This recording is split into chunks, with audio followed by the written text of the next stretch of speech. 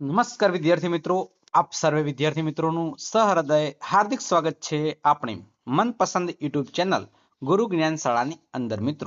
મિત્રો આજે આપણે ધોરણ 7 વિષય છે ગુજરાતી, ચેપ્ટર નંબર છે 13, સમરથલાલ સુરનવાળાનો સન્માન સમારોહ.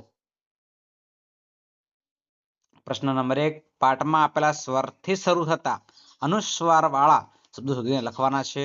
તો ઇનામ છે, અક્કલ છે, કોથમીર છે, ઈચ્છા છે, અમારા છે, ડુંગળી છે, કુટુંબ છે, તવંગર છે, એક સાથે છે અને 5 છે.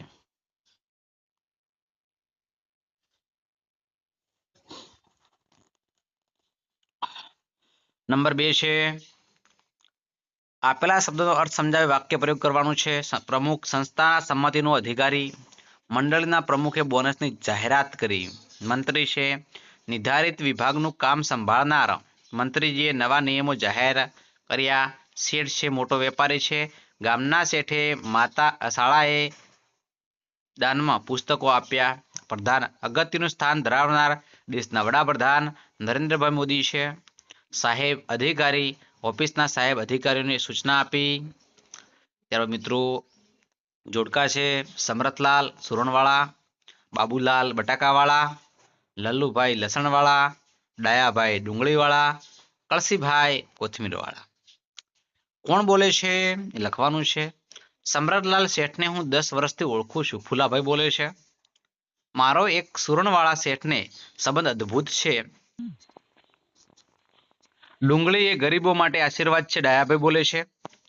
નંબર 4 છે, સાહેબ મને 2 મિનિટ બોલવાની રજા આપો, કળસીભાઈ બોલે છે.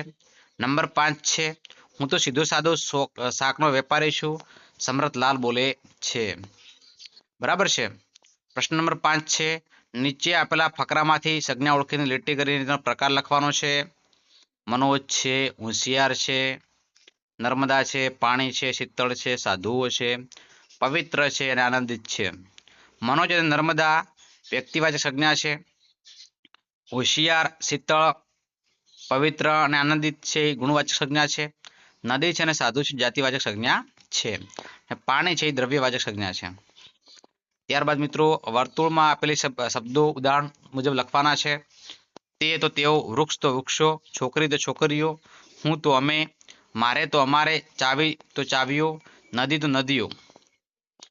ત્યારબાદ મિત્રો એ પ્રશ્નો આપ્યા છે અને જવાબ તમારે જોઈ લેવાનો છે.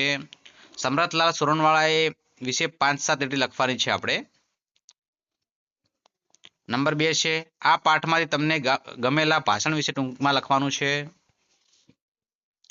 સમરથલાલ સન્માનનો શો જવાબ આપ્યો. ત્યારબાદ મિત્રો પ્રશ્ન નંબર 9 છે, ટામેટું છે, મરચું છે, લીંબુ મિત્રો ફરવા ગયા છે તેમની વચ્ચે સંવાદ આપણે લખવાના છે. તમે જોઈને મિત્રો લખી શકો છો. પ્રશ્ન નંબર 10 છે, આપેલા ચિત્રોનું વર્ણન તમારા શબ્દોમાં કરવાનું છે. ચિત્રો તમારે જોવાના છે અને શબ્દોનું વર્ણન તમારે વ્યવસ્થિત રીતે કરી દેવાનું છે. તો વિદ્યાર્થી મિત્રો આ છે આપણો આજનો વિડીયો લેક્ચર. વિદ્યાર્થી મિત્રો વિડીયો તમને પસંદ આવ્યો હોય તો વિડીયોને અચૂક લાઈક કરજો. ચેનલ પર નવા હોય અને ચેનલને મિત્રો હજુ સુધી સબસ્ક્રાઇબ ન કરી હોય તો ચેનલને મિત્રો અચૂક સબસ્ક્રાઇબ કરી દેજો. બાજુમાં આપેલા બેલ આઇકનને પણ પ્રેસ કરી દેજો, જેથી કરીને આવનારા વિડીયોનું નોટિફિકેશન આપ સૌ વિદ્યાર્થી મિત્રોને મળતી રહે. ફરી મળીશું નેક્સ્ટ વિડીયોમાં. ત્યાં સુધી આવજો. જય હિન્દ, જય ભારત.